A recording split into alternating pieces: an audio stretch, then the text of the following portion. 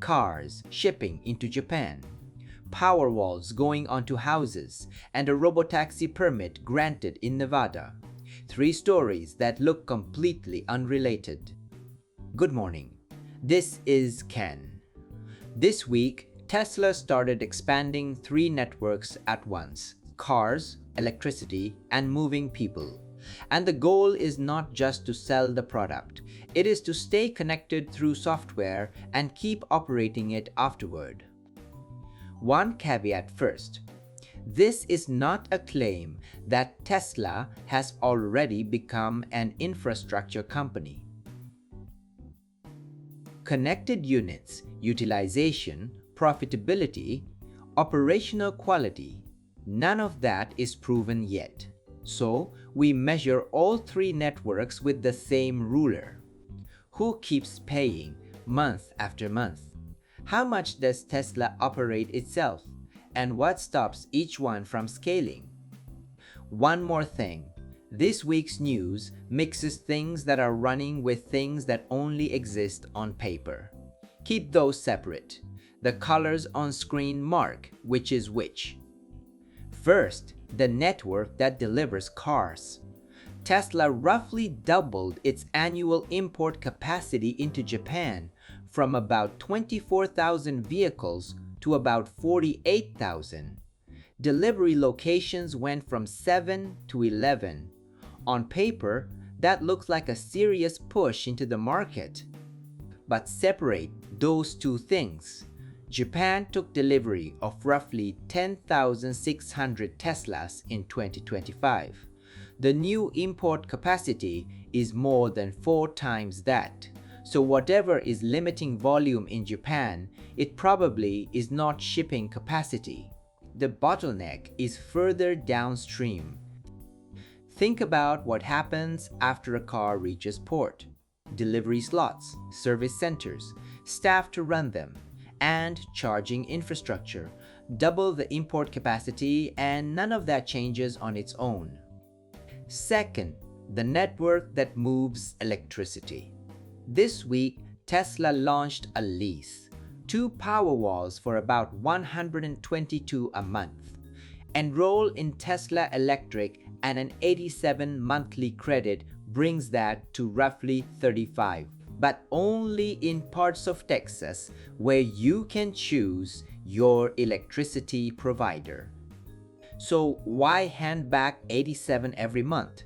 Because what Tesla receives is the right to decide when those batteries charge and discharge.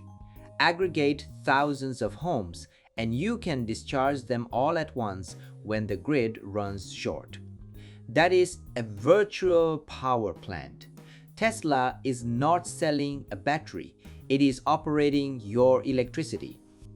Japan is the useful contrast. Powerwall 3 went on sale there on August 3, and equipment registration completed July 31 unlocked local subsidies. But there is no lease and no Tesla Electric in Japan.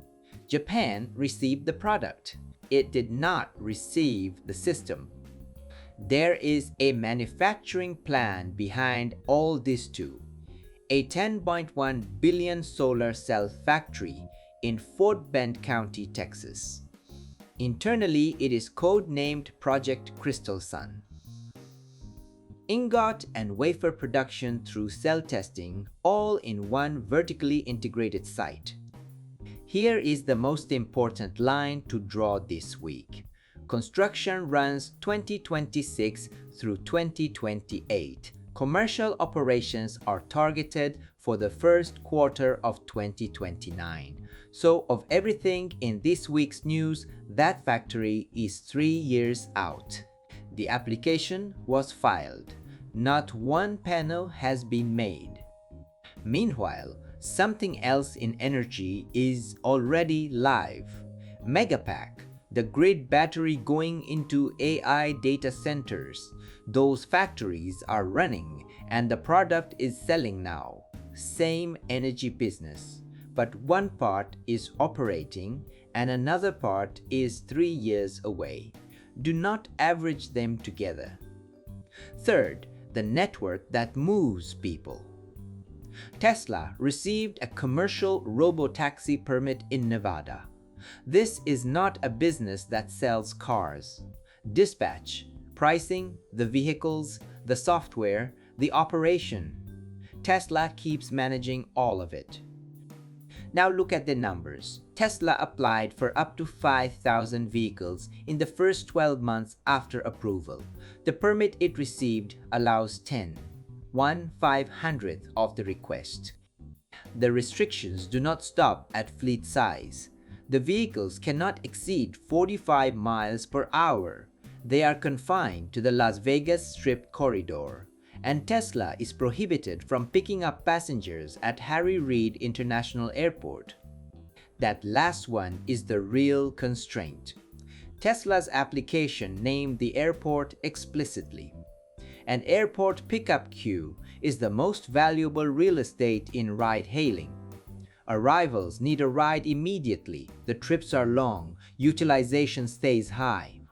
The centerpiece of the application was cut out of the permit. So, is Tesla in a hurry? Not especially. Tesla has said it will not meaningfully scale the fleet until the next version of FSD ships. That is expected late 2026 or early 2027. 10 vehicles is not a rollout. It is the legal right to begin. Put the three side by side. The network that delivers cars, the network that moves electricity, the network that moves people. In each one, Tesla is trying to stop being a company that sells something once and start being a company that connects it and keeps running it. Put another way, the old ruler for Tesla was how many units shipped. The new ruler is different. How often are the connected units used and how much do they earn per day? The value arrives after the sale, not at the moment of it. Being honest about where this stands, Tesla has not become an infrastructure company. In Japan, import capacity doubled. Deliveries did not. The Powerwall lease covers part of one state. Robotaxi is 10 cars that cannot serve the airport, and the solar factory is 3 years out. The places this could stall are clear enough. Japan, delivery capacity, service, and staff.